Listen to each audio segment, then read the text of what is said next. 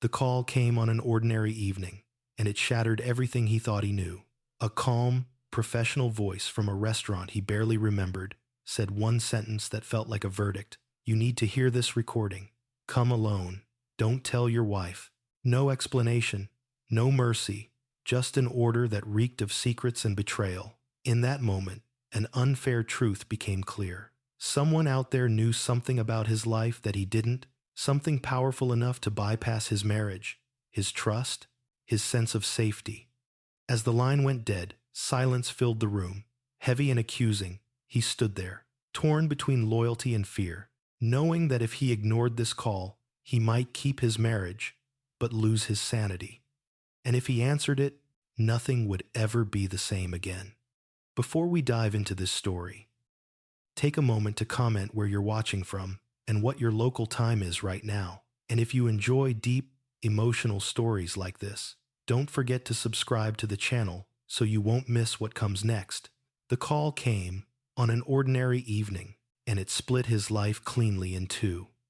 The voice on the other end was calm, almost polite, the kind of voice trained to deliver bad news without flinching. It belonged to a restaurant he barely remembered, an upscale place with soft lighting and linen tablecloths, a place tied to a distant anniversary, and a version of his marriage he believed was still intact. The message was short, surgical, and cruel in its precision. "You need to hear this recording. Come alone. Don't tell your wife." Then the line went dead. No explanation. No name. No chance to ask why. He stood in the kitchen, long after the call ended, phone pressed to his ear, as if the voice might return and correct itself, admit it was a mistake. The refrigerator hummed. The clock ticked. In the next room, his wife laughed softly at something on television, unaware that a single sentence had just put their entire life on trial. The unfairness of it hit him all at once. Someone out there had access to a truth he didn't. Someone had decided he deserved to know, but only under conditions that felt like a threat. Before he could stop himself, his mind began to race. Why a restaurant? Why now? And why the warning not to tell his wife? That last part echoed the loudest.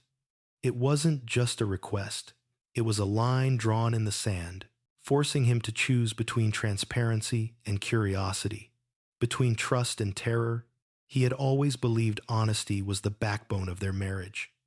Yet here he was, already keeping a secret, already complicit in something he didn't understand. If you're watching this right now, before we go any further, take a second to comment where you're watching from and what your local time is. Stories like this connect people from all over the world, and if you want to follow this journey all the way to the end, make sure to subscribe to the channel. You won't want to miss what unfolds next. He told himself it was probably nothing, a mistake, a prank, some confusion with another customer who shared his name, but his body didn't believe the lie. His hands trembled as he set the phone down. A familiar heaviness settled in his chest, the same instinct that had warned him years ago when a business deal felt wrong, when a friend's smile didn't quite reach their eyes. This felt worse, personal, intimate, targeted. He glanced toward the living room. His wife sat curled into the corner of the couch, relaxed, safe, the glow of the screen reflecting in her eyes. She looked exactly the way she always did in moments like this, comfortable in the life they had built, confident in the rhythm of their marriage. For a fleeting second, he considered walking in and telling her everything, showing her the call log, laughing it off together, letting the mystery die right there. But then the words came back. "Don't tell your wife." They weren't spoken with urgency or fear. They were delivered with certainty, as if the person on the other end already knew what would happen if he did, as if silence was not just recommended, but necessary. He imagined the recording, a grainy audio file, background noise, voices he might recognize, or worse, voices he wouldn't. The thought made his stomach turn. He had always believed betrayal announced itself loudly, with obvious signs and dramatic confrontations. He had never considered that it might arrive quietly, disguised as a professional courtesy from a restaurant staff member who sounded almost apologetic. The injustice of it gnawed at him. Whatever this was, He hadn't asked for it. He hadn't gone looking for doubt. Yet here it was, knocking on his door, demanding his attention and threatening to dismantle everything he trusted. The unfairness wasn't just that someone might have wronged him, it was that he was being forced to face it alone. He replayed the call again and again in his head, analyzing every pause, every inflection. The voice hadn't sounded malicious. If anything, it sounded burdened, like someone passing along a weight they were tired of carrying. That detail scared him more than anger ever could. People who act out of guilt tend to be closer to the truth. He leaned against the counter, closed his eyes, and tried to steady his breathing. His reflection in the darkened window looked older than it had that morning. Lines he didn't remember earning cut across his face, carved there by a future that suddenly felt hostile and uncertain. Whatever waited for him at that restaurant wasn't just information, it was a reckoning. He understood something then. With chilling clarity, ignoring the call wouldn't make the truth disappear.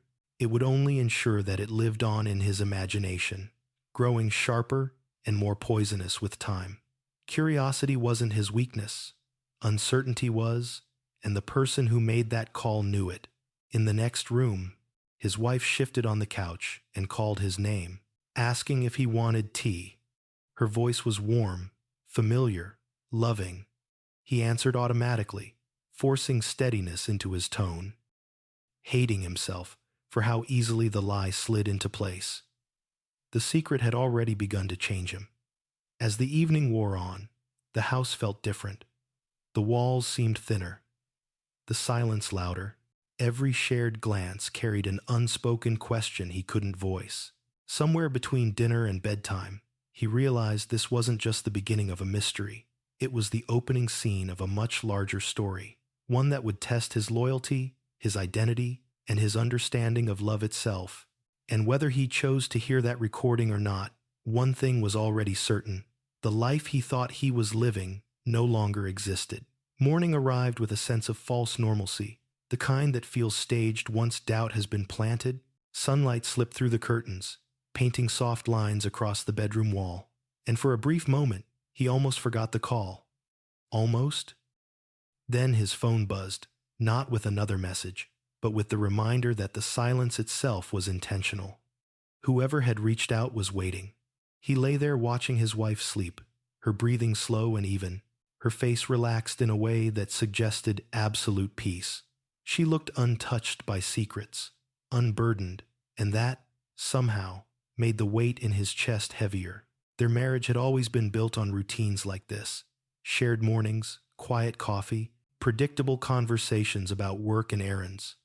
Stability had been their unspoken contract. He had trusted that contract completely. Over breakfast, she talked about her schedule for the week, a meeting that ran late, a dinner she might attend with colleagues. He nodded at the right moments, smiled when expected, played his role convincingly enough that she never paused mid-sentence. Yet every word she spoke now seemed to echo with a second meaning. He hated himself for that. Suspicion felt like a betrayal of its own. As she left for work, she kissed his cheek the way she always did, quick, familiar, effortless. The door closed behind her with a soft click, and the house fell quiet again.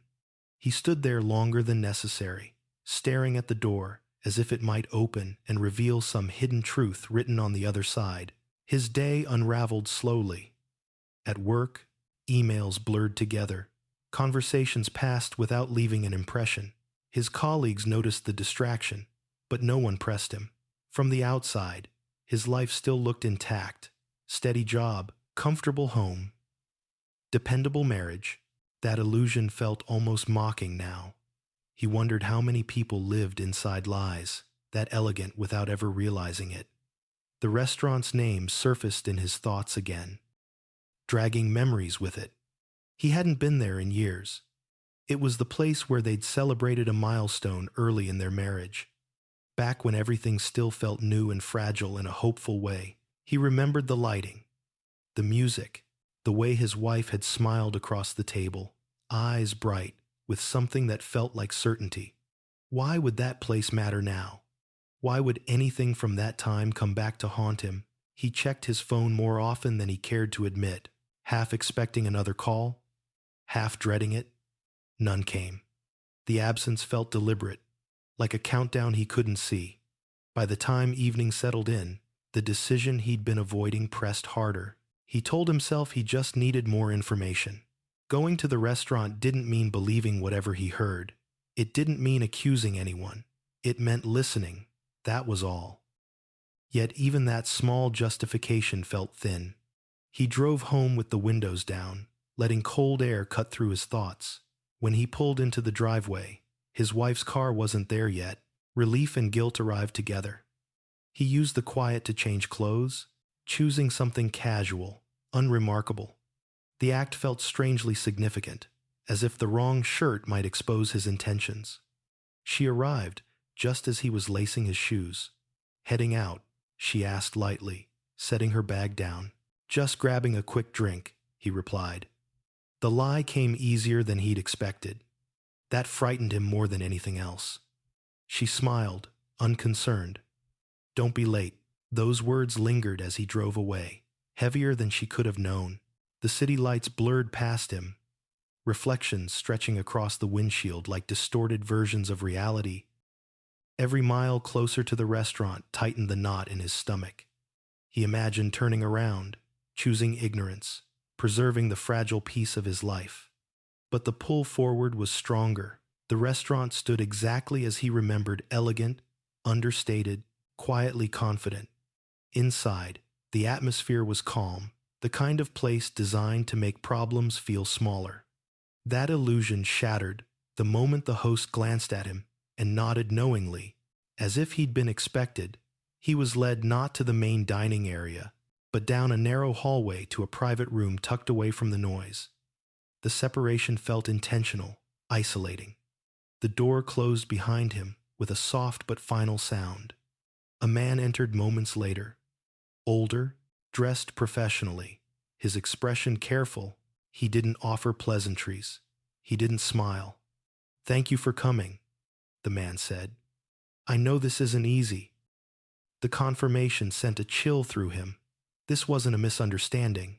This wasn't random, the man explained, slowly, choosing his words with visible effort. Months ago, something had been recorded by accident. A system left running. A conversation never meant to be heard. They discovered it during a routine audit and realized its significance almost immediately. But significance came with risk. Legal concerns, ethical questions, fear. "Why tell me now?" he asked, his voice tighter than he intended. "Because it became clear you deserved to know," the man replied. "And because what's on that recording, it affects you directly." The injustice of it surged again. Someone else had debated his life behind closed doors, deciding when and if he was entitled to the truth. Anger flared, but beneath it was something colder, anticipation. A small recording device was placed on the table between them. It looked harmless, ordinary. He stared at it as if it might explode. "You can leave," the man added quietly. "You don't have to hear it." He thought of his wife's smile, of their shared mornings, of the way she'd said, "Don't be late," without a hint of suspicion. "No," he said, surprising himself with the steadiness of his voice. "I need to hear it." As the man reached for the device, a single, terrifying realization settled in his mind. Whatever played next would not just reveal a secret, it would demand a reckoning. And there would be no going back to the life he'd known once the truth had a voice. The room seemed to shrink as the device clicked on, the sound sharp and final, like a door locking somewhere deep inside his chest. At first, there was only background noise, the faint clink of glass, the low murmur of other diners, a distant laugh that belonged to no one in particular. It almost felt like a mistake, a cruel build-up to nothing. He leaned forward despite himself, every muscle tight, every sense sharpened. Then a voice emerged. It was unmistakable, familiar in a way that bypassed logic and went straight to memory. He had heard that cadence in 1,000 everyday moments across breakfast tables, in idle conversations, whispered in the dark before sleep. His wife's voice filled the room, casual and unguarded, carrying a tone he had never heard directed at anyone else. For a heartbeat, his mind rejected it. Denial rose instinctively, a reflex honed by years of trust. People mishear things, recordings distort, context matters. But as the seconds stretched on, denial crumbled under the weight of recognition. This wasn't a fragment pulled from somewhere else. This was her. Here, now, preserved in sound. She was speaking to someone he couldn't hear clearly at first. The words were light, almost playful, threaded with an intimacy that made his skin prickle. He found himself counting the details, the ease in her laughter, the confidence in her tone. This wasn't a conversation between strangers or colleagues. This was familiarity, comfort. The man across the table watched him closely, as if gauging how much more he could endure. He didn't stop the recording. The other voice came through then, lower, steadier, edged with something that felt like authority. The words were indistinct at first, but the dynamic was immediately clear. This was not a mutual confession or a moment of weakness. This was negotiation, strategy, planning. His wife responded without hesitation, her voice sharpening as she spoke about timing, about appearances, about how he, a reference she never named, but that stabbed directly into his chest, would never see it coming. She laughed softly, dismissively, in a way that stripped something essential from him. He had never been spoken about like that before. Not even by enemies. His breathing turned shallow. The room felt too warm, the air too thick. He clenched his hands beneath the table, nails biting into his palms. Anchoring him to the present, every instinct screamed at him to make it stop, to interrupt, to reclaim control. But control was already gone. The truth didn't care about his comfort. As the recording continued, fragments of a larger picture emerged. This wasn't a spontaneous betrayal born of impulse or loneliness. It was deliberate, calculated, conversations layered with intent, with foresight, with an understanding of consequences that made her sound like someone else entirely. Someone colder. Someone who had been living a parallel life while he slept beside her each night. He searched the words for hesitation, for guilt, for any trace of the woman he thought he knew. He found none. At one point, she mentioned the restaurant by name, referencing the privacy of the room, the reliability of the staff. That detail landed like a punch. This place wasn't a random setting. It was chosen, used, turned into a backdrop for something that would eventually destroy him. The irony was almost unbearable. The recording ended abruptly, cut off mid-sentence by the click of a system shutting down. Silence rushed in to fill the void, louder than any sound that had come before it. He realized he was trembling, not violently, but enough that he had to steady himself against the table. "I'm sorry," the man said quietly. Though his apology felt inadequate in the aftermath of what had been unleashed, he didn't respond. Words felt impossible, trapped somewhere behind the shock that now defined his entire body. He stared at the device, half expecting it to speak again, to offer some kind of clarification or mercy. It didn't. "What? What am I missing?" he finally asked, his voice hoarse. "This can't be everything." The man hesitated, and that hesitation told him more than the recording had. "No," he admitted, "it isn't." The injustice of it surged again, sharper this time.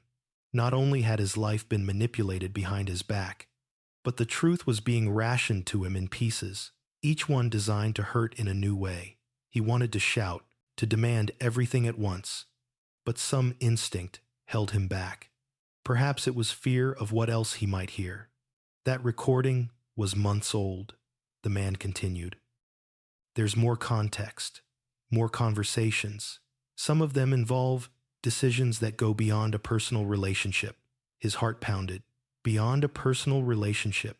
The phrase echoed ominously. This wasn't just about infidelity. It was about impact, consequence, something with reach. He pushed his chair back slightly, needing space, needing air. His mind raced ahead, constructing worst-case scenarios that made his stomach twist. Financial betrayal, legal manipulation, a plan that positioned him not just as a husband being deceived, but as an obstacle to be managed. "Why didn't you stop it?" he asked, the question slipping out before he could temper it. "Why didn't anyone say something sooner?" The man met his gaze, and for the first time, something like shame crossed his face. "Because people tend to look away when the truth becomes inconvenient," he said. "And because we didn't understand how far it went until recently." That answer settled heavily between them. It wasn't just his wife who had failed him. It was a system of quiet observers, each one choosing distance over intervention. The betrayal felt communal now.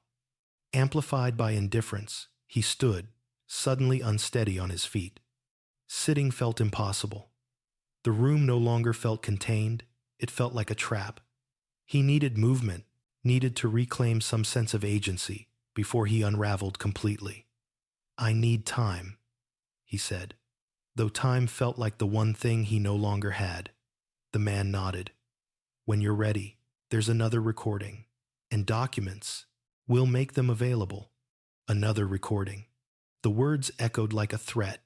As he left the private room and stepped back into the restaurant's ambient glow, the normalcy of it all felt grotesque. Couples laughed, glasses clinked. Life continued uninterrupted, indifferent to the collapse unfolding inside him. He moved through it like a ghost, unseen, untethered, outside. The night air hit him hard, cold and bracing. He leaned against the wall, drawing in deep breaths, trying to anchor himself to something solid. The world hadn't ended, but his understanding of it had. One truth stood out above the rest, stark and unavoidable. The woman he trusted most had been speaking a language he didn't know, planning a future in which he was nothing more than a variable to be controlled. And whatever came next, he knew this was only the beginning. He drove without music, without destination, at first, letting the city pull him forward while his mind lagged somewhere behind. Streetlights streaked across the windshield like accusations, each one illuminating a thought he didn't want to finish.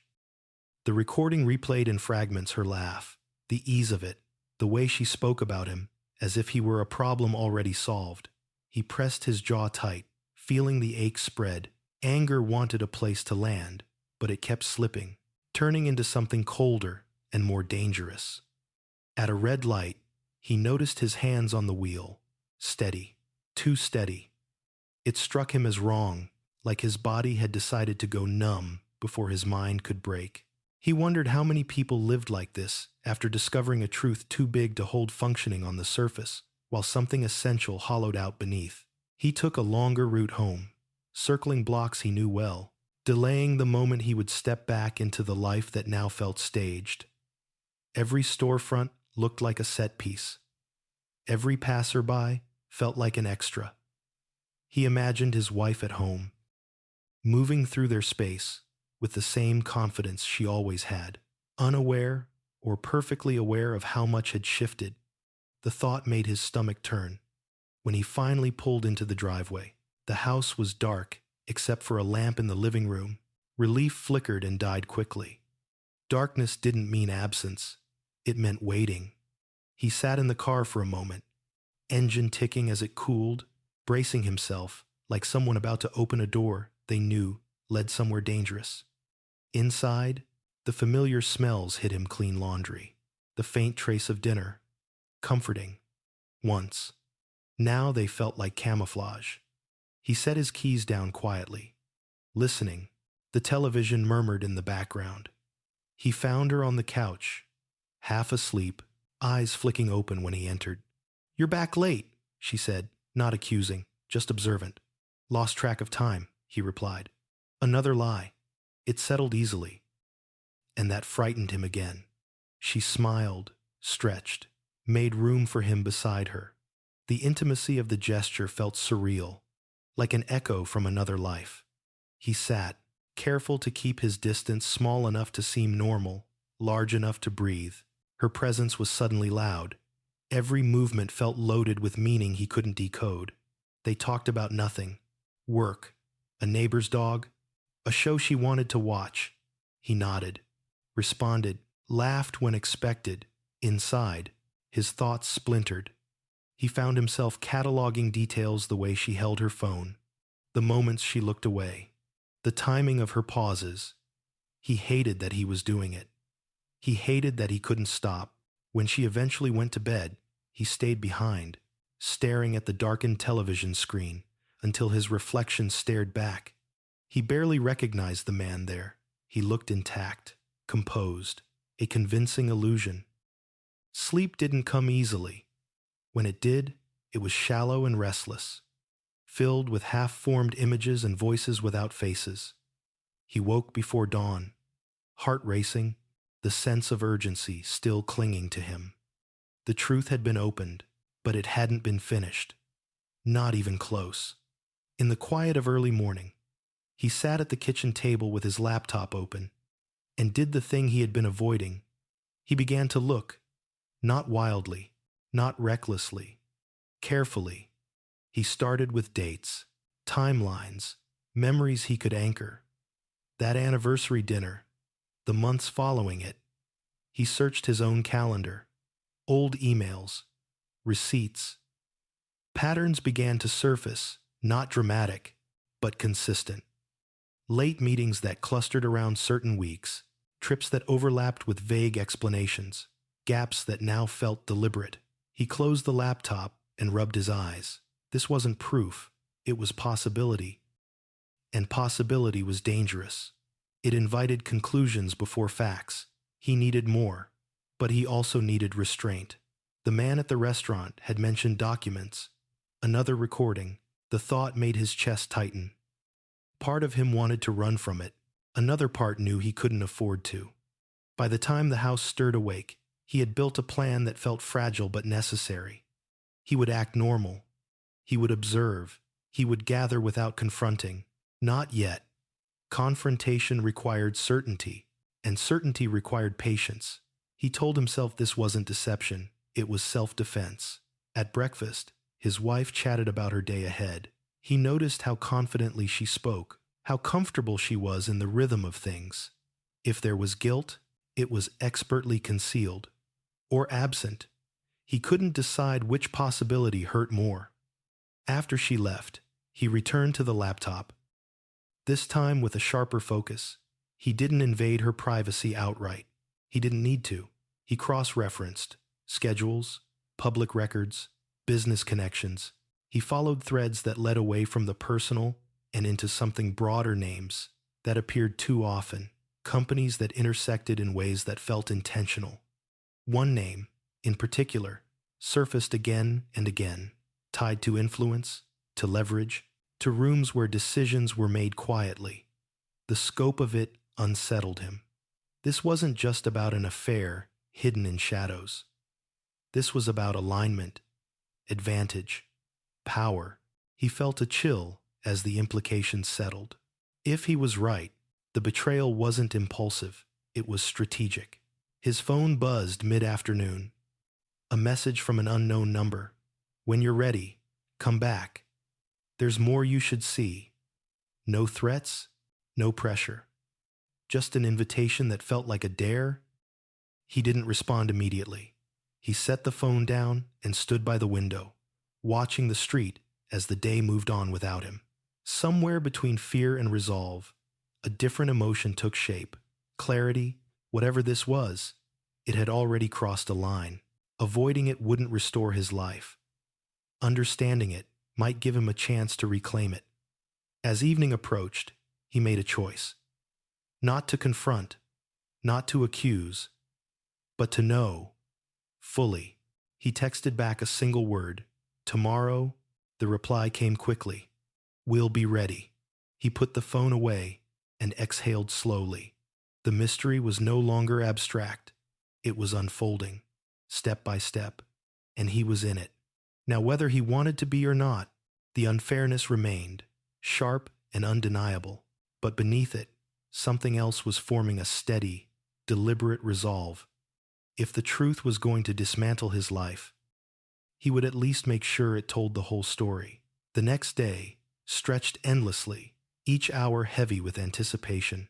He went through the motions with a precision that surprised him, answered emails, returned calls, attended meetings.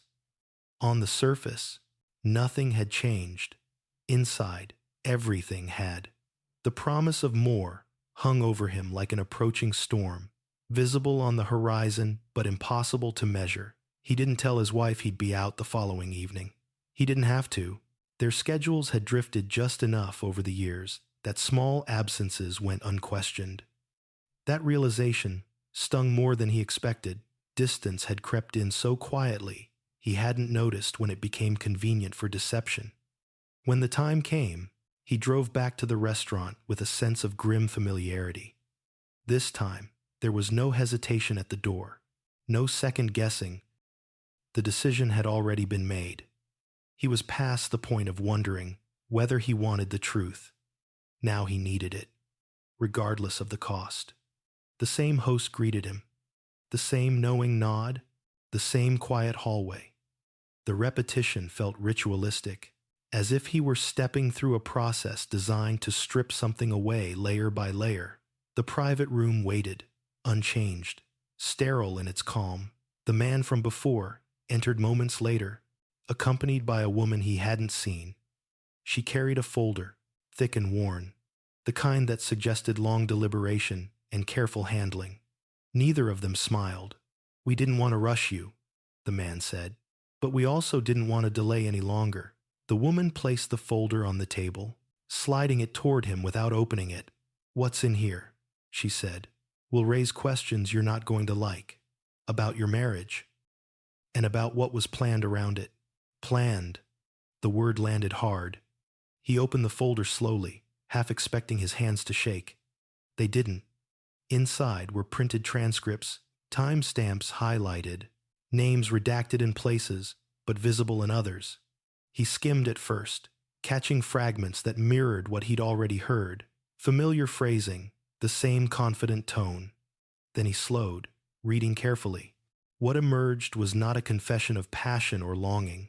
It was logistics, discussions about assets, about timing events, to coincide with professional shifts, about ensuring that when something inevitable happened, it would look organic, unavoidable.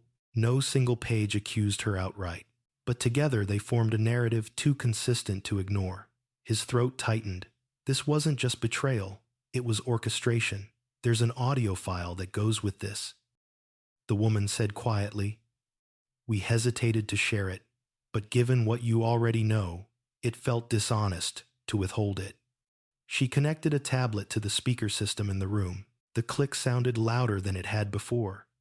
This recording was clearer, the voices sharper. His wife's tone was different here, more focused, less playful. She spoke about him as a factor, a variable to be managed carefully. She spoke about patience, about how he trusts me completely, about how timing was everything. The other voice responded with agreement, cautioning against haste, emphasizing the importance of optics. They talked about reputation, about avoiding mess, about making sure the outcome benefited everyone involved. Everyone, it seemed, except him. He listened without interrupting, without visible reaction. Something in him had gone still, a quiet place where shock gave way to comprehension. He understood now why the restaurant had waited, why they'd been careful. This wasn't gossip, it was evidence of intent. When the recording ended, the silence felt different than before. He wasn't scrambling for air. He wasn't trembling. He felt hollow, but clear. "Why tell me?" he asked again. The question refined now, stripped of emotion. The man sighed, because at a certain point, staying silent makes you complicit, and because what was discussed here crosses lines that extend beyond personal relationships. The woman nodded. There were legal implications, ethical ones. You weren't just being deceived, you were being positioned. The word echoed ominously. He leaned back in his chair, eyes closing briefly as the full weight of it settled. All the moments he'd brushed aside as stress or coincidence now aligned with frightening precision.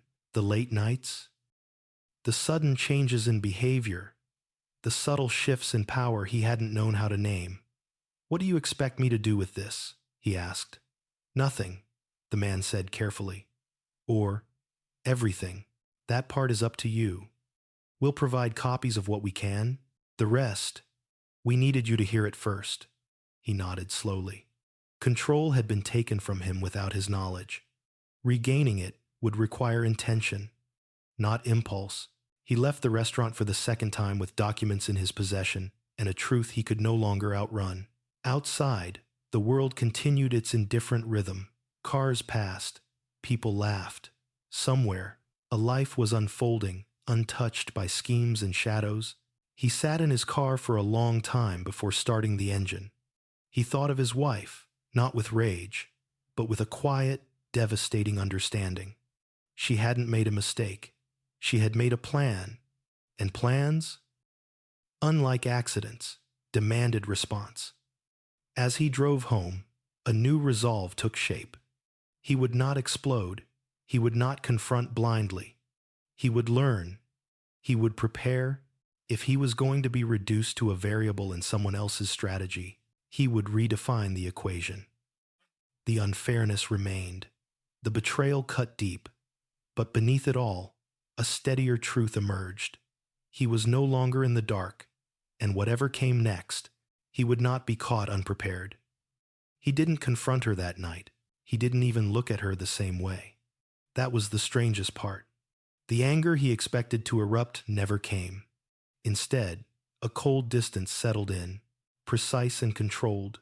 He moved through the house like a guest who knew he would soon leave, careful not to disturb anything, careful not to reveal the storm building behind his eyes.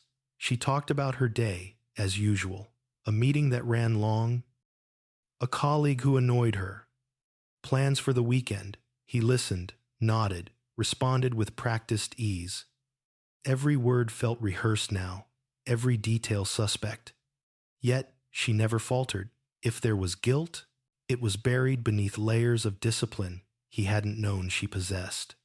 That night, lying beside her in the dark, he stared at the ceiling and replayed the second recording in his mind.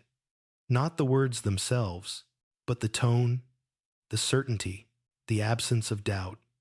It wasn't the voice of someone trapped or confused. It was the voice of someone executing a strategy. That realization hurt more than the betrayal itself. He had loved her as a partner. She had treated him as a component. Sleep came in fragments. He woke before dawn with a clarity that felt almost unnatural. Grief would come later. He knew. Rage too. But first came structure. If she had planned this carefully, then reacting emotionally would only serve her advantage. Over the next few days, he became a student of silence. He watched, he listened, he remembered. Patterns that once felt random now revealed intention. He noticed how she framed conversations, how she guided decisions subtly in her favor. He saw how often she mentioned certain names, certain events, as if planting ideas rather than sharing thoughts. At work, he requested access to old records he hadn't reviewed in years, citing routine audits. No one questioned him. Trust, he realized bitterly, was an open door. He traced financial overlaps, shared ventures, quiet transfers that aligned too neatly with the timelines from the transcripts. Nothing illegal, nothing obvious, just enough alignment to confirm what he already knew. She had been positioning herself for a future that did not include him, at least not as an equal. One evening, while she showered, her phone buzzed on the counter. He didn't touch it. He didn't need to. The screen lit up with a preview message that disappeared almost instantly, but he caught enough of it. A familiar name, a time reference, a reminder. He felt no triumph in that moment, only a dull confirmation. The injustice of it gnawed at him in quieter ways now. She had chosen secrecy, not out of fear, but out of convenience. She had rewritten their marriage into a tool, something to be leveraged until it no longer served her goals. And worst of all, she had trusted him so little that she never considered he might see through it. He returned to the restaurant one last time alone, not for recordings, But for clarity, the woman met him briefly, handed over copies of what they could legally share, and wished him luck without sentiment. He appreciated that. Pity would have felt insulting. Driving home, he made a decision that surprised even him. He would not expose her publicly. Not yet. Public reckoning was messy, unpredictable. She thrived in controlled environments. If there was to be a reckoning, it would be precise, undeniable, constructed with the same care she had used against him. He began documenting everything: dates, conversations, financial movements. He wrote it all down, not in anger, but in methodical detail. Each entry grounded him. Each fact anchored him to reality when doubt tried to creep back in. At home, she sensed the shift. He could tell by the way she watched him when she thought he wasn't looking, by the questions framed too casually, by the sudden attentiveness she was recalibrating. That alone confirmed how perceptive and dangerous she could be. One night, she reached for his hand on the couch, fingers lacing with familiarity that once felt comforting. Now it felt rehearsed. He let it happen, forcing himself not to pull away. "You've been quiet lately," she said softly. "Everything okay?" He met her gaze, steady and unreadable, just thinking about the future. Her eyes searched his face, measuring, calculating. "That's good," she replied. "We should always think ahead." The irony almost made him laugh. Later, alone in the bathroom, he stared at his reflection again. The man looking back still appeared whole, but beneath that surface, something fundamental had changed. Trust hadn't just been broken, it had been dissected, examined, and discarded. He would never love the same way again, but he would also never be blind again. He realized then that healing wouldn't begin with forgiveness or confrontation. It would begin with reclaiming authorship of his own story. She had written him into her plan without consent. That was the deepest injustice of all. As he turned off the light and walked back into the bedroom, one thought settled with quiet certainty. The truth was no longer her weapon, it was his. And when the time came to use it, he would do so without cruelty, but without mercy either. Not because he wanted revenge, but because he deserved justice. The days that followed settled into an uneasy rhythm, one built on restraint rather than trust. He moved through them with deliberate calm, as if any sudden emotion might tip the balance before he was ready. Outwardly, nothing had changed. Inwardly, everything had been rearranged. He had stopped asking himself why and started asking how. How long had this been happening?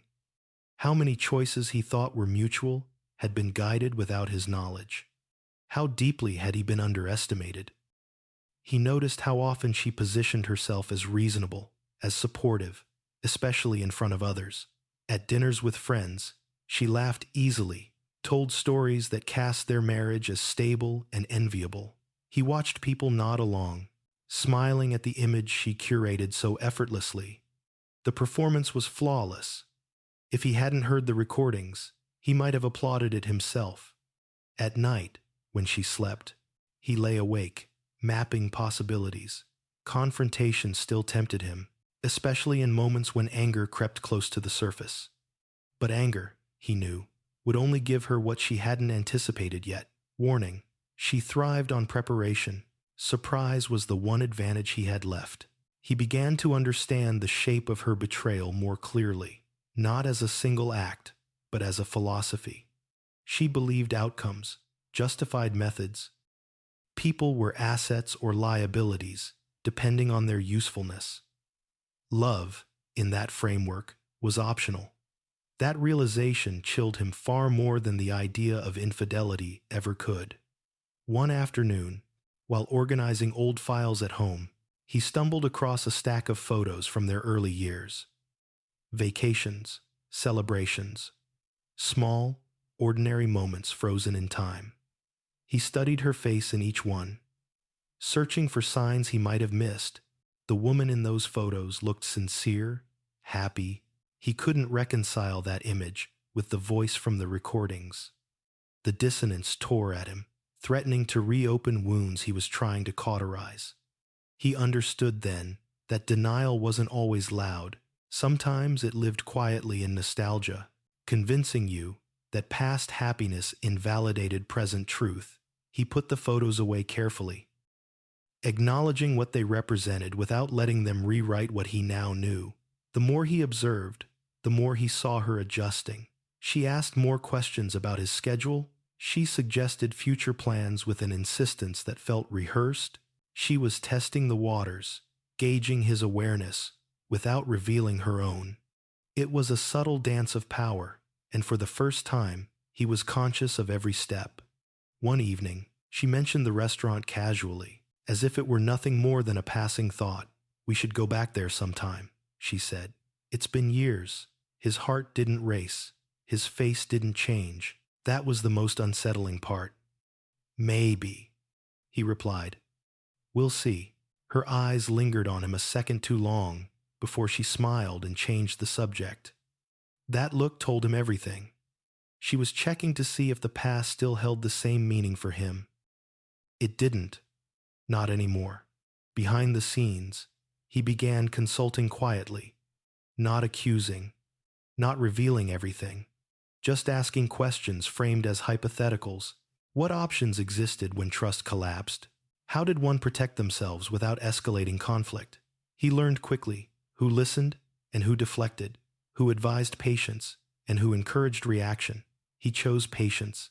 The injustice of the situation weighed on him most in the small moments when she reached for his hand, when she spoke about shared goals, when she referenced a future she had already planned without him. Each instance felt like a theft.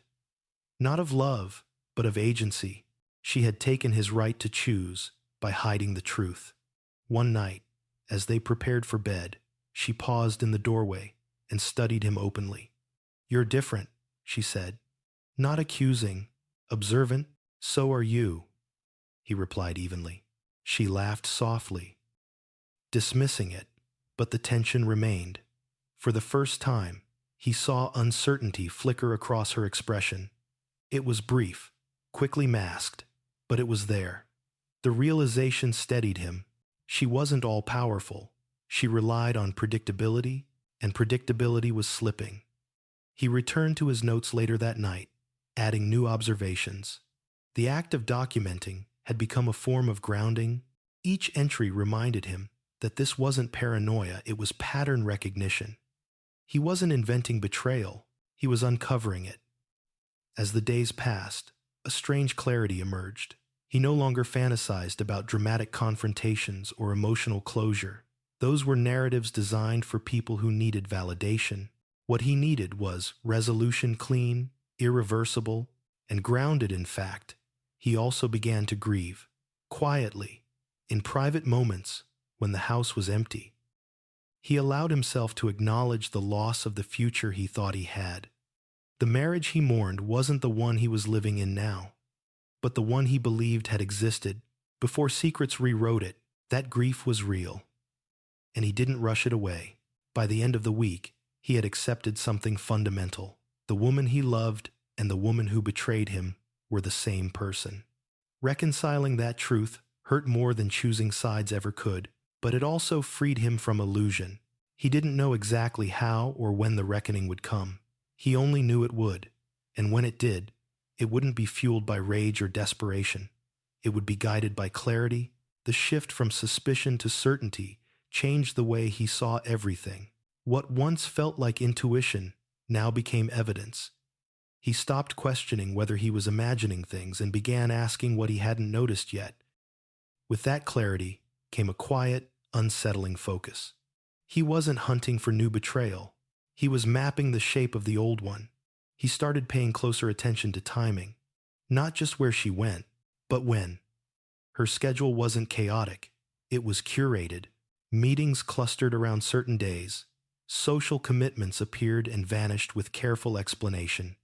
Even her mood followed a pattern, warming or cooling, depending on variables he was only beginning to understand. The woman he lived with wasn't reacting to life. She was managing it. One afternoon, while sorting through mail, he noticed a statement addressed to her that she'd already opened and set aside. It wasn't unusual, but something about it felt deliberate. He didn't read it. He didn't need to. He noted the date, the sender, the way it aligned with a conversation from the transcripts. Another piece slid into place. At work, he overheard a colleague mention a name, one that made his attention snap sharp. The same name had appeared more than once in the documents from the restaurant, always adjacent to influence, always framed as someone who understood how things really worked. Hearing it spoken casually, without context, was jarring. It reminded him how easily power moved through ordinary spaces, invisible to those not looking for it. He didn't ask questions. He listened.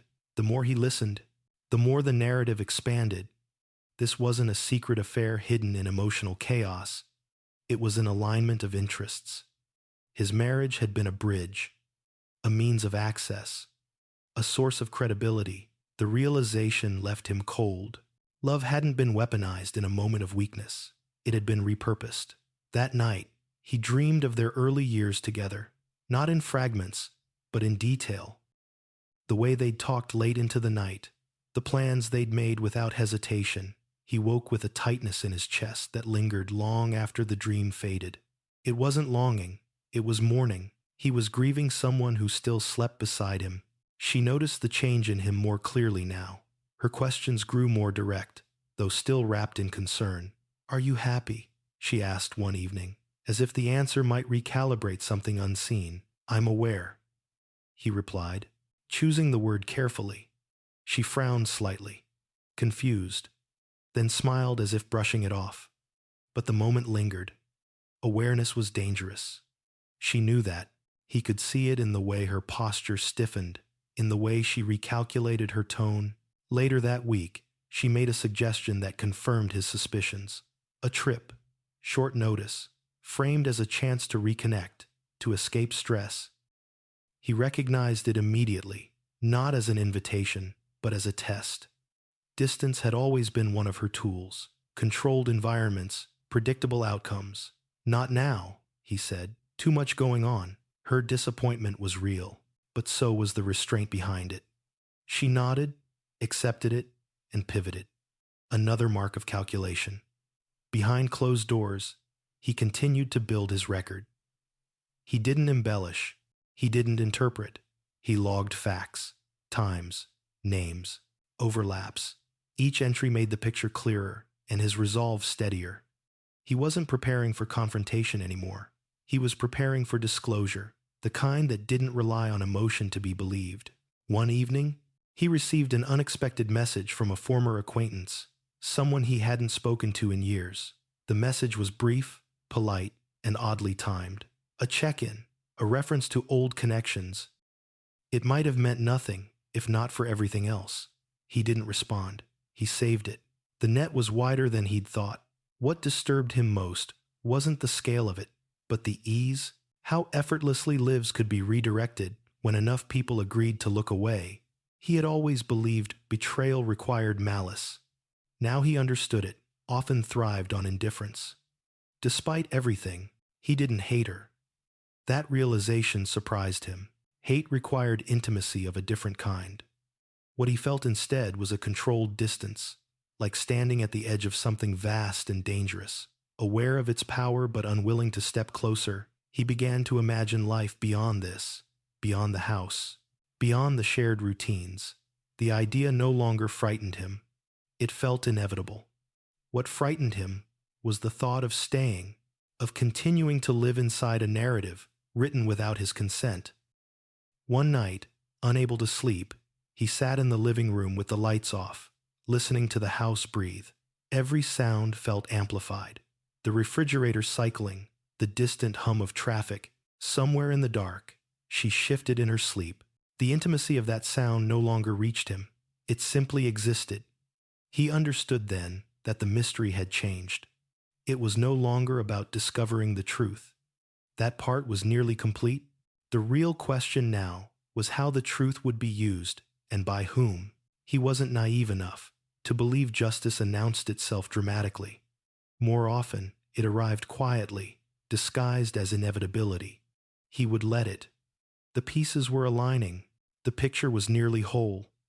And when the final connection revealed itself, there would be no need for accusation, only consequence. The final connection revealed itself in a way that almost felt anticlimactic.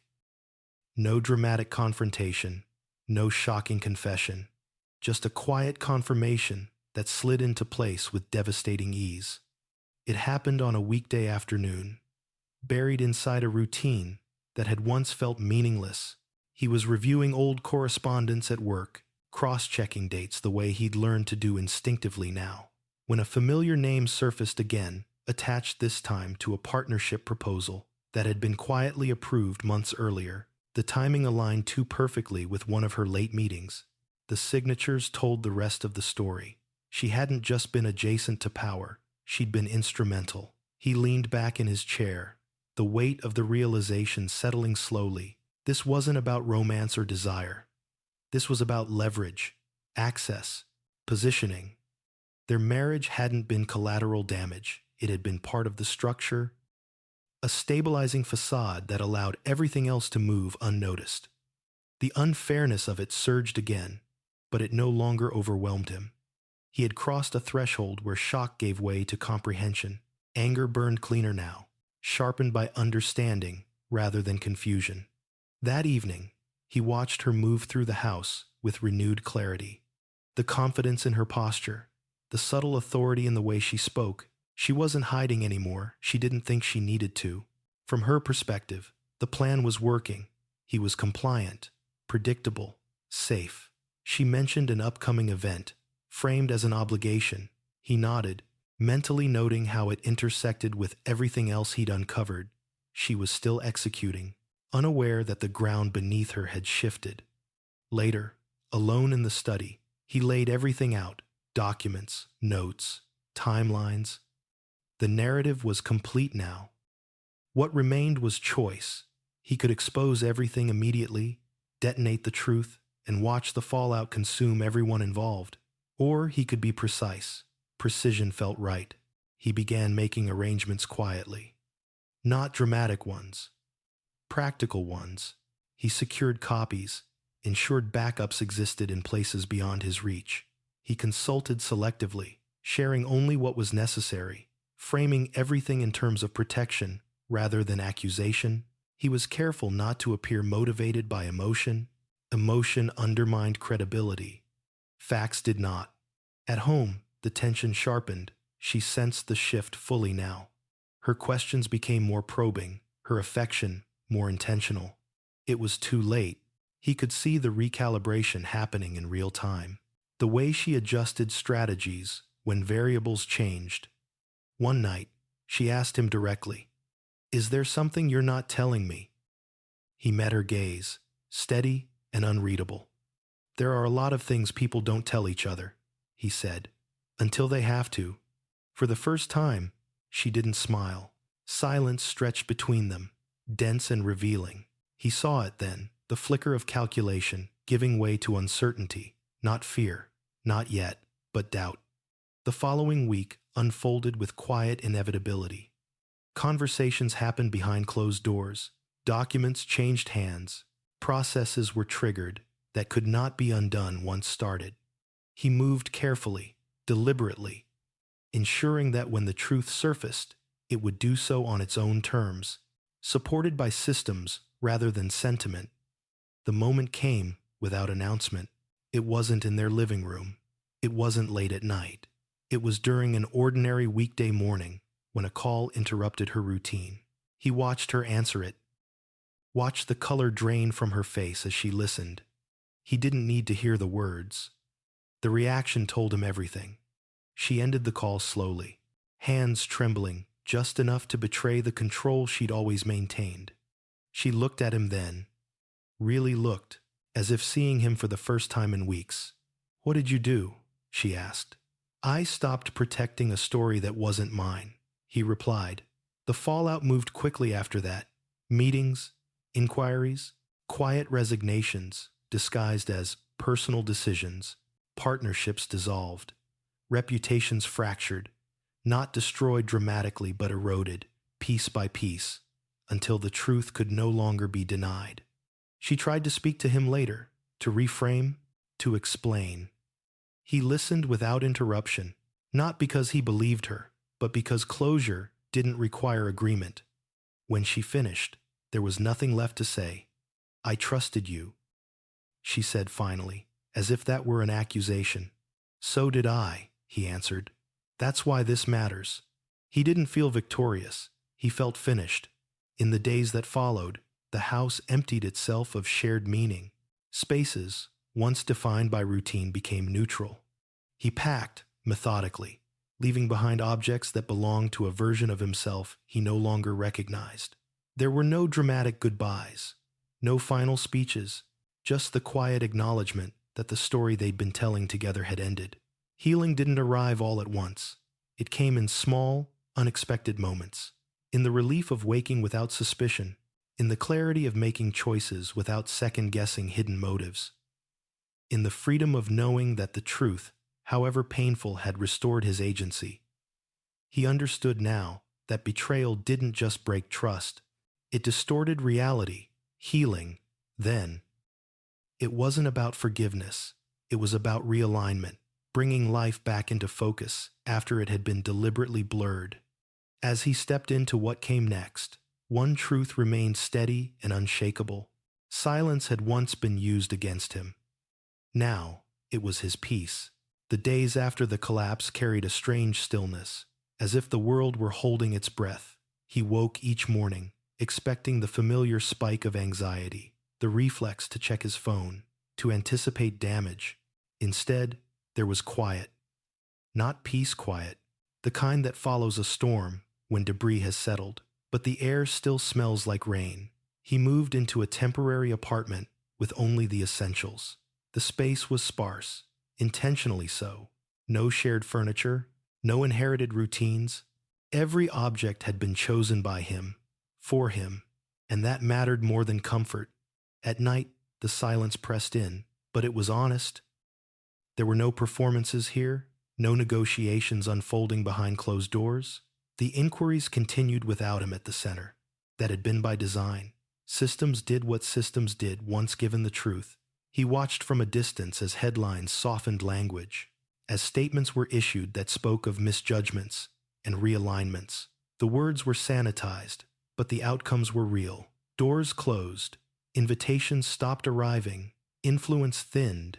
She reached out once more, this time not to explain but to warn. Her message was measured, careful, as if still managing optics.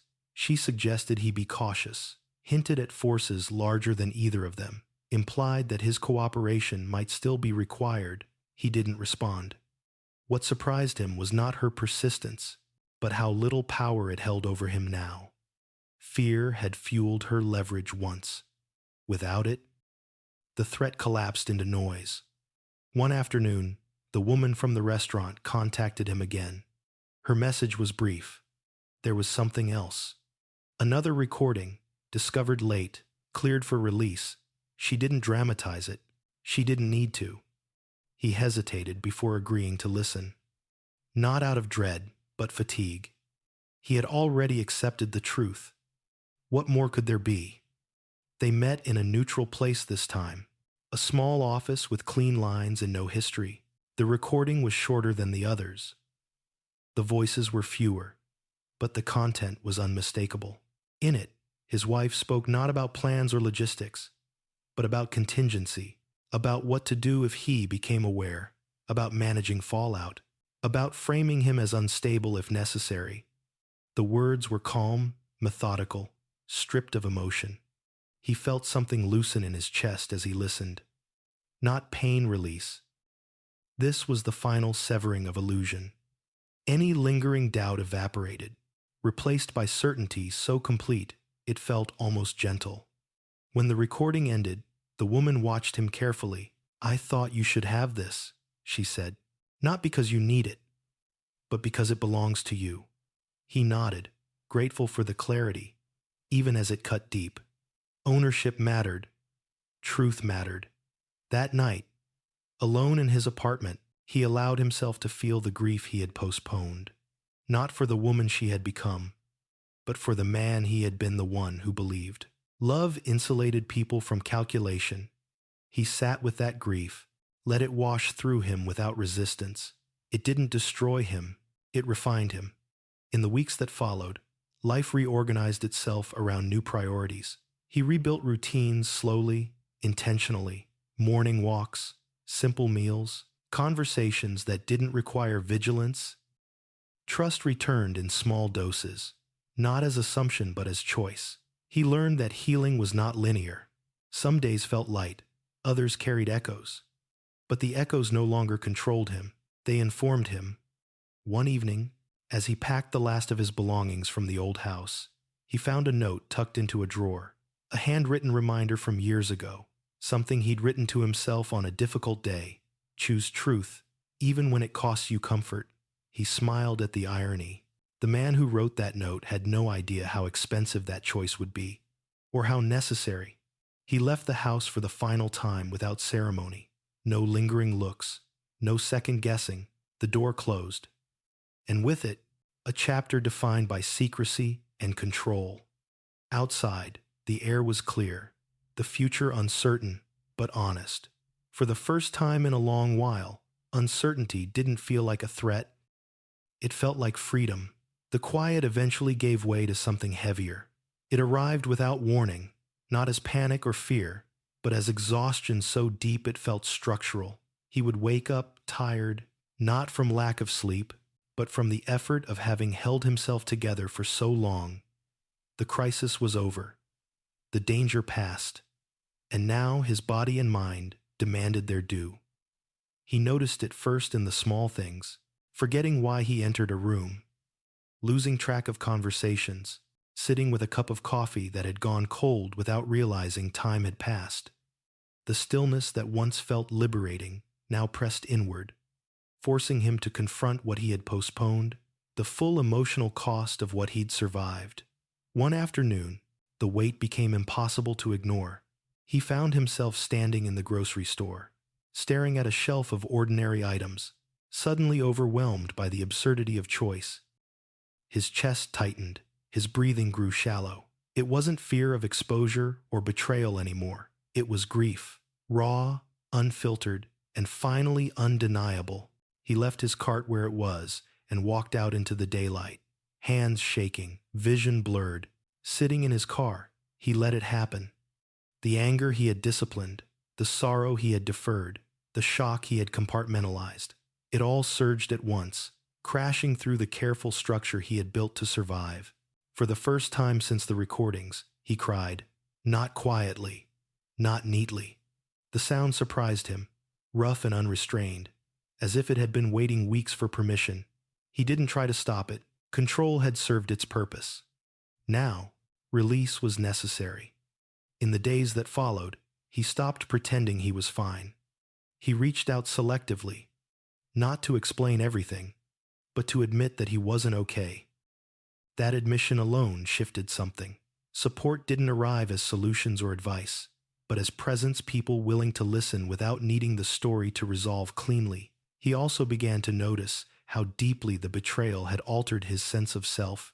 He questioned memories, replayed conversations, wondered which versions of himself had been real and which had been shaped by manipulation. The instability was disorienting. Trusting others was difficult. Trusting his own judgment felt even harder. He sought help not because he was broken, but because he refused to become brittle. Talking through the experience with someone removed from it allowed him to name what had happened without minimizing it or turning it into spectacle. He learned that betrayal trauma didn't just come from what was done, but from the prolonged denial of reality. Being lied to systematically had forced his mind into constant self-correction. Healing meant learning to rest again. Slowly, patterns emerged. The hypervigilance softened. The urge to analyze every interaction eased. He began to experience moments of neutrality, then moments of genuine calm. They were brief at first, but unmistakable. One evening, walking through his neighborhood, he realized he was thinking about the future without bracing for impact. The thought caught him off guard. For so long, the future had been something to manage, to defend against. Now it was simply there, undefined, unclaimed. He also noticed a shift in how he spoke about her to himself and to others. The bitterness receded, replaced by clarity. He no longer needed to assign her a role in his ongoing narrative. What she had done remained true, but it no longer required rehearsal. The story had ended. Continuing to tell it only kept him inside it. There were setbacks, nights when old doubts resurfaced, moments when a familiar phrase or place triggered a surge of anger or sadness. But those moments passed more quickly now. They no longer dragged him under. He had learned to observe them without surrendering to them. One morning, as he sat by the window watching the city wake up, he recognized a feeling he hadn't experienced in a long time. Steadiness, not happiness, not triumph, just a quiet internal balance. He trusted that feeling enough to sit with it, to let it be incomplete. He understood now that healing was not about returning to who he had been before. That person no longer existed. Healing was about integrating the experience without letting it define the rest of his life, about carrying the knowledge forward without letting it harden him. What surprised him most was the absence of revenge fantasies. He didn't wish her suffering. He didn't wish her redemption either. He wished her distance, emotional, psychological, narrative distance, and he finally had it. As weeks turned into months, his life expanded again, not dramatically, but authentically. New conversations, new interests, new rhythms. None of them existed to replace what was lost. They existed because there was space for them now. The collapse had been total, but so had the clarity that followed. And for the first time since that ordinary evening, when the call shattered everything, he could say this without hesitation. He was no longer surviving the truth. He was living beyond it. Clarity brought with it a different kind of responsibility. Once the fog lifted, he could no longer pretend that healing alone was enough. There were consequences still unfolding.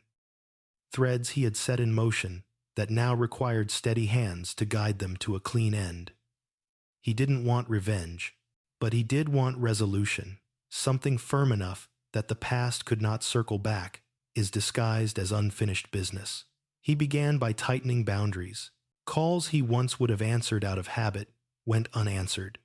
Messages that hinted at reconciliation or negotiation were archived without reply. Silence, he learned, was not avoidance. When used intentionally, it was structure. It told the world what access was no longer available. There were meetings he had to attend, formal and procedural, where his role was reduced to facts and confirmation. He spoke carefully, neutrally, offering information without commentary. Watching the process from the inside was sobering. Institutions moved slowly, but they moved. The truth didn't need dramatization. It had gravity on its own. Occasionally, he caught glimpses of her through mutual spaces, news articles that avoided names, whispers that circulated without substance. He didn't chase them. Curiosity had once been his enemy. Now it was simply irrelevant. Whatever version of herself she was presenting to the world, it no longer intersected with his life. What surprised him was how often people wanted him to be angrier. Friends hinted that he should feel vindicated, triumphant. Others suggested forgiveness as a performance, a public signal of closure. He declined both expectations. Closure, he discovered, wasn't something you announced. It was something you lived. He focused instead on rebuilding competence, the quiet confidence that came from knowing he could handle his own life again. He took on projects that demanded attention, tasks that rewarded consistency. Each completed step reinforced a simple truth. His future no longer depended on someone else's secrecy. One afternoon, while reviewing documents for what he hoped would be the last time, he noticed a small detail he'd missed before. A date misaligned, a signature out of order. It wasn't explosive, but it mattered. He forwarded it to the appropriate channel and moved on. That was it. No drama, no confrontation, just completion. That night, he slept deeply for the first time in months. As days passed, a new question emerged, not about the past, but about identity. Who was he, now that vigilance was no longer required? For so long, his sense of self had been defined by response, reacting, protecting, uncovering. Without that pressure, there was space, and space can be unsettling. He experimented gently. He said yes to invitations he would have declined before. He spent time alone, without filling it with distraction. He noticed how his preferences had shifted. What once felt important no longer held the same weight. That wasn't loss. It was recalibration. There were moments of loneliness, but they were clean. They didn't carry the sharp edge of betrayal. They were simply the absence of noise, and he learned to sit with them without judgment. Loneliness, he realized, was survivable. Deception had been far worse. One evening, while walking through a park at dusk, he stopped to watch the lights come on one by one. The scene felt symbolic in a way he didn't resist.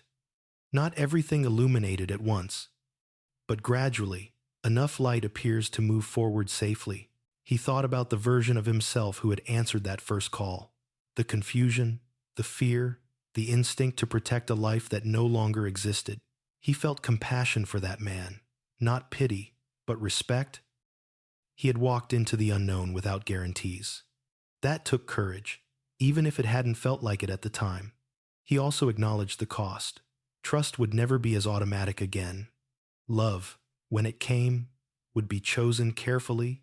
That wasn't cynicism. It was discernment. He didn't need to be untouched by experience to be open. He needed to be honest with it. The final administrative step arrived quietly in his inbox one morning. A confirmation, a conclusion. The process he'd initiated was complete. He read it once, closed the message, and didn't save a copy. There was no need. The record existed without him now. That afternoon, he packed away the last folder. He'd kept, a slim one, containing nothing new. He hesitated, then shredded its contents piece by piece. The act felt ceremonial, not vengeful. It marked an ending he had chosen. As evening settled, he cooked a simple meal and ate by the window, watching the city settle into night. The future remained undefined, but it no longer felt hostile. It felt open. He understood then that healing wasn't passive. It was an active choice made repeatedly, often without witnesses. It meant refusing to let injustice dictate identity. It meant reclaiming narrative authority, not through confrontation, but through consistency. The story that had begun with a call no longer belonged to anyone else. It belonged to him. The confrontation, when it finally came, was not explosive. It was precise, almost restrained, which made it far more devastating than any shouted argument could have been. It happened in a conference room that smelled faintly of coffee and disinfectant, in a neutral space chosen deliberately so that no one could claim emotional manipulation later. She arrived composed, dressed impeccably, the image of control she had always curated. If she was surprised to see him there, she didn't show it at first. Her eyes flicked to him briefly, assessing, then away, as if he were just another variable she had already accounted for. The conversation began with procedural language, clarifications, confirmations, timelines. He listened in silence as others spoke, letting the process unfold exactly as it was meant to. When it was his turn, he didn't accuse, he didn't editorialize. He simply answered questions and, when necessary, placed documents on the table, one by one. The narrative she had built for years began to unravel. A misstatement corrected here, a contradiction exposed there, details that could no longer be explained away as coincidence. The room shifted subtly as understanding spread, not dramatically, but irrevocably. He watched it happen with a strange detachment, as if observing a structure collapse under its own weight. She interrupted once, her voice sharper than before, trying to regain control. He met her gaze then, steady and calm. "Let it finish," he said quietly. The words weren't forceful, but they carried authority. Not the authority she wielded through influence and alignment, but the kind rooted in truth. She fell silent. As the final pieces were laid out, the consequences became unavoidable. This wasn't a misunderstanding. It wasn't a lapse in judgment, it was a pattern, and patterns demand accountability. When the meeting adjourned, people filed out in careful silence. No one offered commentary. No one needed to. The outcome was clear, even if the formal language would take time to catch up. She remained seated, staring at the table, her hands clenched tightly together. The composure she had perfected finally fractured. When she looked up at him, there was something raw in her expression, not remorse, but disbelief. "You planned this," she said. "It wasn't a question. I responded to what you set in motion," he replied, her lips pressed into a thin line. "You could have talked to me." He considered that for a moment, not out of hesitation, but fairness. "You had years to talk to me," he said. "You chose strategy instead." The word landed hard. Strategy. She had worn it like armor for so long she'd forgotten it could be named. For the first time, she looked smaller, not diminished, but exposed. The power she'd relied on required shadows. In the light, it lost its shape. They left the building separately. Outside, the day continued as if nothing significant had occurred. Traffic moved. People laughed. Life carried on, indifferent to private reckonings. Later that evening, she called him. He debated ignoring it, then answered, not out of obligation, but closure. Her voice was controlled, but the edge was gone. "Is this what you wanted?" she asked. "I wanted the truth to stop being optional," he said. There was a pause. "You've ruined everything," she said finally. He exhaled slowly. "No," he replied. "I ended something that was already hollow." She didn't argue. There was nothing left to argue with. After the call ended, he sat in silence, letting the finality settle. He didn't feel triumph. He felt alignment. For the first time since the betrayal surfaced, his inner world and outer reality matched. That congruence was grounding in a way nothing else had been. In the days that followed, consequences unfolded with quiet inevitability. Roles changed, influence shifted, doors closed that would not reopen. There were no dramatic announcements, no public spectacle, just the steady enforcement of reality.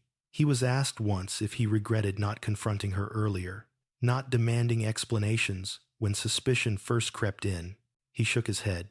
"Truth that's forced too early just learns to hide better," he said. He didn't reach out again, neither did she. The silence between them was no longer a weapon.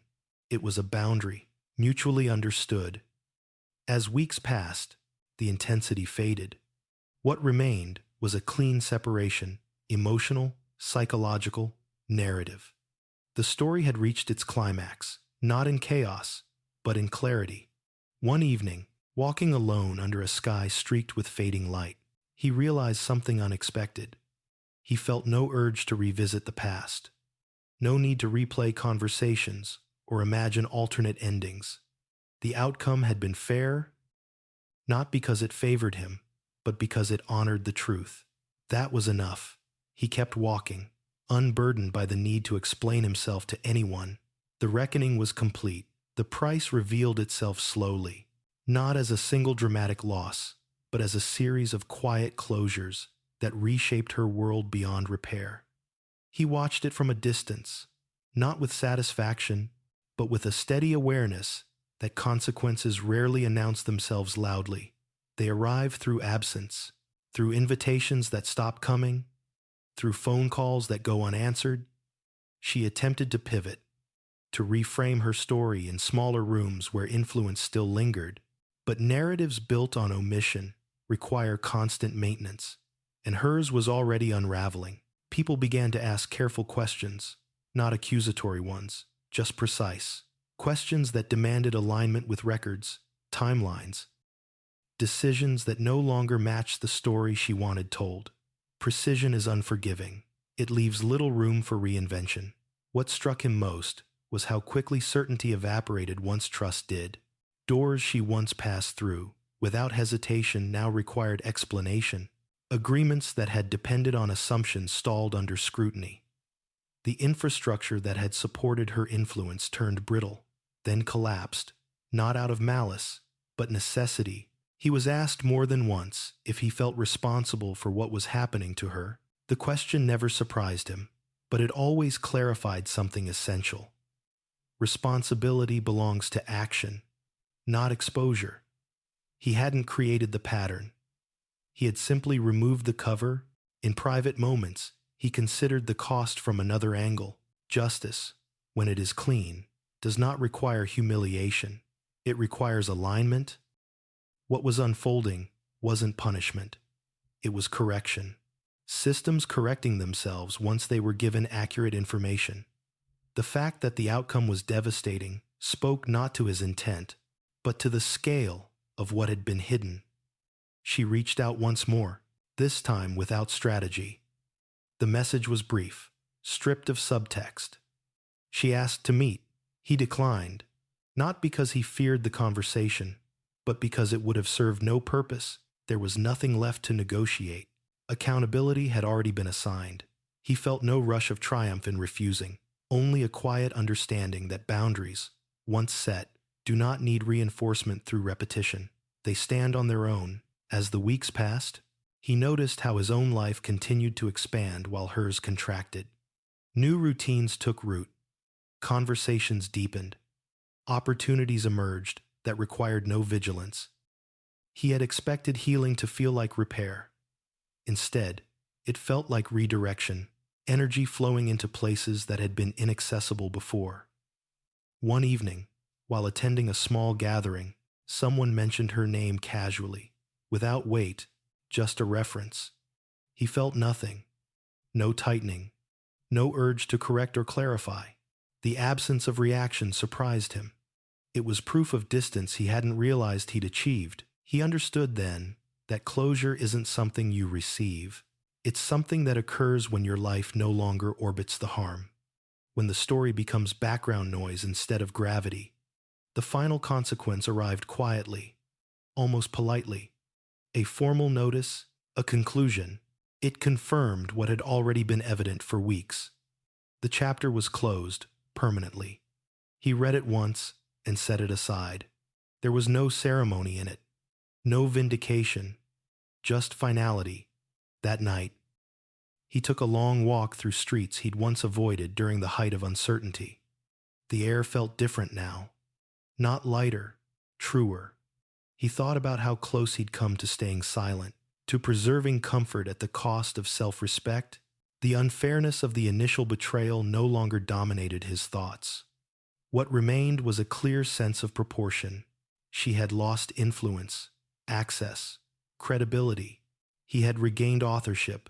That exchange felt balanced. He didn't wish her suffering. He wished her accountability. There is a difference. Suffering demands witnesses. Accountability demands change. Whether she changed was no longer his concern. As he returned home, he noticed how ordinary the evening felt. No sense of climax, no dramatic punctuation, just continuity. Life moving forward without obstruction. He realized then that the most fitting consequence of betrayal is not exposure, but irrelevance. When the truth stands on its own, the lie no longer requires opposition. It simply dissolves. Inside, he made tea and sat by the window, watching lights flicker on across the city. Each one represented a life unfolding independently of his own. That thought no longer felt isolating. It felt liberating. The reckoning had run its course. The price had been paid, not in spectacle, but in permanence, and he was finally free to stop looking back. The life that followed did not arrive with celebration. It emerged quietly, almost cautiously, as if testing whether it was truly welcome. He allowed it in the same way, slowly, deliberately, without promises he wasn't ready to keep. Healing, he had learned, did not reward urgency. His new routine settled into place with a gentle predictability. Morning light through unfamiliar windows, coffee drunk without distraction, work that felt purposeful rather than defensive. None of it was remarkable, and that was precisely the point. Stability no longer felt like something that could be weaponized against him. It felt earned. There were moments when memory surfaced unexpectedly. A phrase overheard in public, a restaurant he passed without planning to, a certain tone of voice that echoed too closely. When it happened, he didn't flinch or suppress it. He acknowledged the feeling, let it pass, and returned to the present. The past no longer demanded rehearsal. He began to notice a subtle shift in how he related to others. He listened more carefully. He spoke more honestly. He no longer filled silence to maintain comfort. If something felt unclear, he asked. If something felt wrong, he stepped back. Boundaries had stopped feeling like walls. They felt like definitions. Trust returned differently than before. It no longer arrived, fully formed or unconditional. It arrived through consistency, through alignment between words and behavior.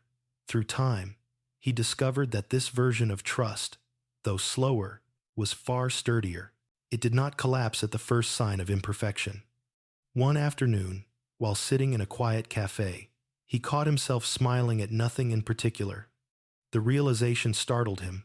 The smile hadn't come from relief or distraction.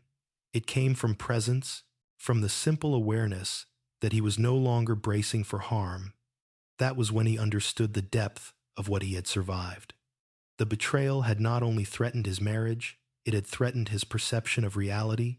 Healing, then, was not about replacing what was lost. It was about restoring the ability to stand inside his own life, without doubt.